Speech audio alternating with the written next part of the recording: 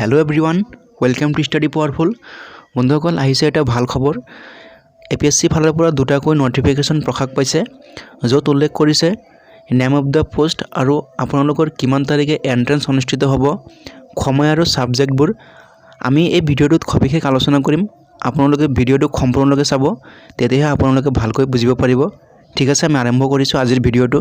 হয় বন্ধুসকল আপোনালোকে ঠিকই শুনিছে APSC ফালৰ পৰা দুটাকৈ নটিফিকেশন প্ৰকাশ পাইছে আৰু প্ৰথমটো নটিফিকেশনত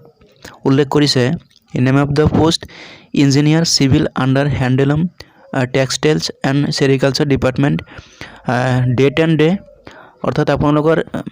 এন্ট্ৰেন্স অনুষ্ঠিত হ'ব 17 তাৰিখ শুক্ৰবাৰ 2021 আৰু আপোনালোকৰ সময় থাকিব ৰাতিপুৱা 10 বজাৰ পৰা দুপৰীয়া 12 বজালৈকে আৰু আপোনালোকৰ সাবজেক্ট হ'ব general studies and civil engineering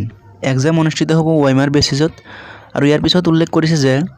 no intimation letter to the eligible candidates shall be sent separately by post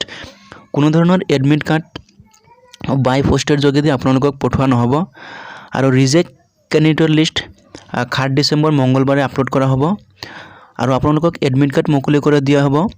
10 December অৰ্থাৎ শুক্ৰবাৰে আপোনালোকে বাকিখিনি ভালকৈ চাই ল'ব এতিয়া আমি পৰৱৰ্তী নটিফিকেশনটো এবাৰ চাই লওঁ ইয়াত উল্লেখ আছে যে name of the post research assistant under border protection and development department আপোনালোকৰ এন্ট্ৰেন্স অনুষ্ঠিত হ'ব 19/12/2021